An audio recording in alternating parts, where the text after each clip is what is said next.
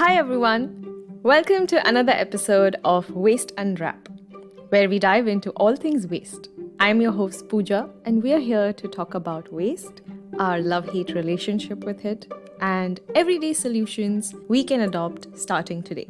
So let's get into it. This big blue marble that we call our home is blue because of the vast oceans that engulf it. Ponds, lakes, rivers, seas, all these water bodies always find their way to an ocean. And all these water bodies together help in sustaining our marine life and ecosystems. Now, just take a minute and picture some kind of plastic waste sitting in the middle of your home, just simply taking up space without any purpose. You are most likely to pick it up and dispose of it. Unfortunately, the truth of our ocean habitats is that there are huge, massive piles of plastic waste just sitting in riverbanks or floating in the middle of our oceans, going round and round and round in ocean currents, disintegrating into microplastics, and finally showing up inside all kinds of marine species. But, as always, we have solutions that can prevent our consumption from polluting our water bodies. We have real-life examples of communities showing up for their beaches. And we have simple and sustainable alternatives to help protect our oceans. Indian lawyer Afroz Shah is the face of the world's largest beach cleanup in Mumbai. In 2015, he had just moved into an apartment overlooking the beach and was horrified by the waste littering the shoreline. He decided then and there that something needed to be done to tackle the mounds of plastic trash covering the beautiful beach. With his neighbor, he started picking up the trash, but soon his personal mission attracted dozens of volunteers every weekend. Shah called this his weekend dates with the ocean. Shah and the volunteers collected millions of kilograms of waste, and the months of back-breaking work paid off. In March 2018, volunteers spotted around 80 olive ridley turtle hatchlings heading towards the sea. The vulnerable turtles had not been seen on the beach for decades. To this day, he and his volunteers clean beaches and mangrove swamps and visit schools to educate children about what they can do. Shah also works among the 50,000 strong population of two beachside settlements, what he calls human-ocean conflict zones, to educate residents about the devastating effects of plastic litter and turn them into zero-waste communities. So, too often our definition of home is the immediate space around us. And this alienates our natural world as we forget that the forests and the oceans are our home too. Two change makers who defy this are Pauline Laroua and Loki Burke. They met in Kolkata for the first time in 2017. Loki is an Australian entrepreneur and co-founder of Baudi Solutions. They commit 50% of their profits to cleaning the world's major waste rivers, starting with the Ganga. Through our work as a sustainable director with Techno India Group, Pauline and Loki together launched the Ganga River Cleanup Project on 1st September 2019.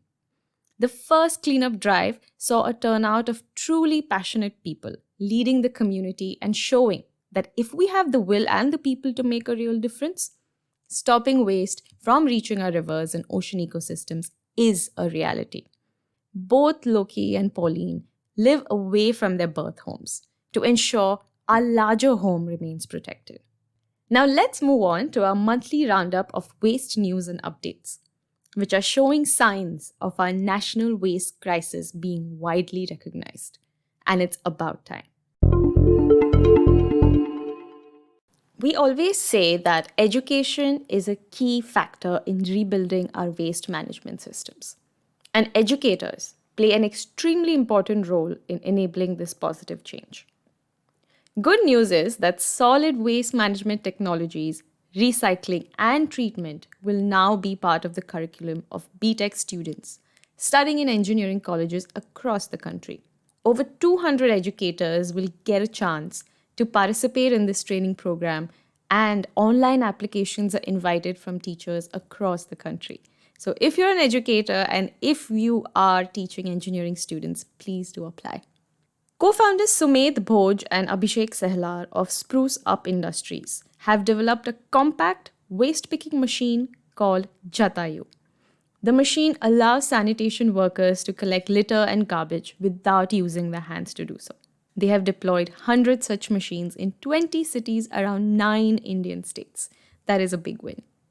So, great news for our Yamuna River, as it will now get a bubble curtain to stop plastic from entering the river. As we all know, microplastics make a huge part of the waste that is in the Yamuna River.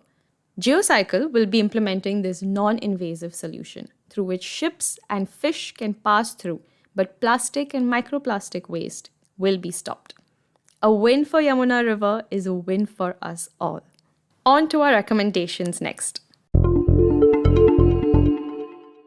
So we know that plastic and its derivative microplastic are the biggest polluters of all our water bodies. We can find microplastics in the most remote parts of the world. That is how pervasive this entity is. In this show, we encourage educating ourselves and what really makes up this waste that we generate almost every single day. So let's start with understanding the different types of plastics. There are 6 types of plastics that are used to contain many of the products we use today. So you'll find this number in between the recycling symbol. Number 1, PET. This is what plastic bags, straws, water bottles, soda bottles, shampoo bottles are made of. It cannot be reused or recycled and ends up in landfills and oceans.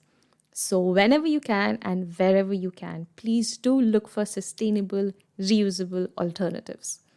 Number 2, high density polyethylene or HDPE. So you'll find this in bottles of soap, shampoo, conditioners, detergent, oil containers, toys. So think really hard plastic stuff. HDPE can be recycled into bike racks, benches, furniture, fencing, etc. But again, please do opt for package-free or package-less products whenever you choose to buy them. Number 3, polyvinyl chloride. This is your soft, flexible plastic that is used to make shower curtains, plastic pipes, food wraps, wire insulation, and so much more. Less than 1% of PVC gets recycled. However, it can be repurposed. Number 4, low-density polyethylene or LDPE. This is structurally different from HDPE, and this type is very difficult to dispose of. Number 5, polypropylene. This makes your bottle caps, medicine bottles, ketchup and syrup bottles, yogurt containers, and microwavable containers. So many things. Most PP ends up in landfills and only 3% gets recycled. So whenever you can and wherever you can, please do opt for more reusable items. Number 6, polystyrene. This is also known as styrofoam, and you'll find this in disposable plates, glasses, cups, egg cartons. It is really difficult to recycle because of its low density, and it's found polluting most of the beaches around the world. So please do say no to styrofoam, especially in your food packaging. While recycling helps convert one type of plastic molecule structure into another, the fact remains that plastic will never go away or degrade into the earth. And that's why we always talk about our waste solutions. The 3 R's of the 20th century were reduce, reuse, and recycle.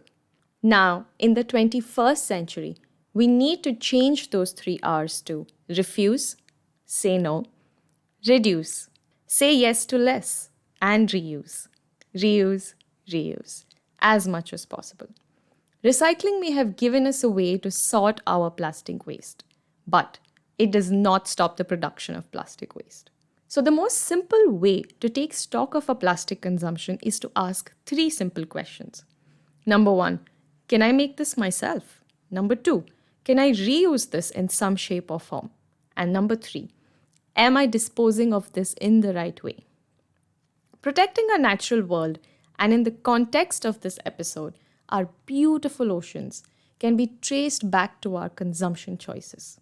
So next time you are out to make a purchase, take a second and think about where the plastic component might end up. As Sylvia Earle, an oceanographer, has said, our past our present, and whatever remains of our future absolutely depends on what we do now. So that's a monthly unwrap of all things waste. Thanks for tuning in once again. Our aim is to share information, knowledge, and best practices to co-create sustainable solutions. You will find all the links for further reading in your episode notes. So wherever you are in your waste management or zero waste journey, write to us your questions, suggestions, and feedback. Tell us what drives you to keep our water bodies clean. What is your favorite beach? What memory do you treasure being close to a water body? And what switches have you made to use less? These conversations are not only important, but they also help us in continuing to inform, inspire, and innovate with all of you. We'll be back with another episode unwrapping waste next month. Until then, please take care and stay safe.